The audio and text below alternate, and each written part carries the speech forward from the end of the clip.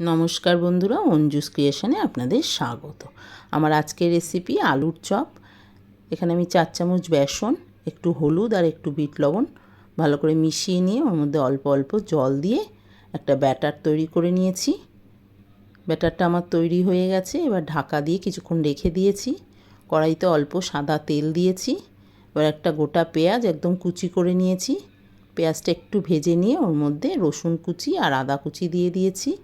একটু লঙ্কা কুচি, হলুদ গুঁড়ো আর লবণ দিয়ে দিচ্ছি। এবার একটু মশলাটা কষানো হলো, ওর মধ্যে দুটো আলু আমি সেদ্ধ করে নিয়েছি, আলুটা দিয়ে দিয়েছি। এবার কিছুক্ষণ ওটাকে নাড়তে হবে।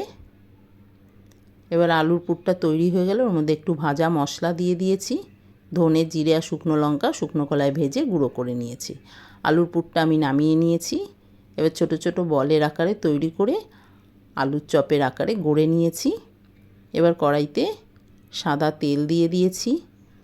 এবার ব্যাটারটার মধ্যে 1 চিমটে খাবার সোডা দিয়ে মিশিয়ে নিয়েছি। তেলটা একটু গরম হলে ওই গরম তেল 2 চামচ আমি ব্যাটারের মধ্যে দিয়ে দিয়েছি।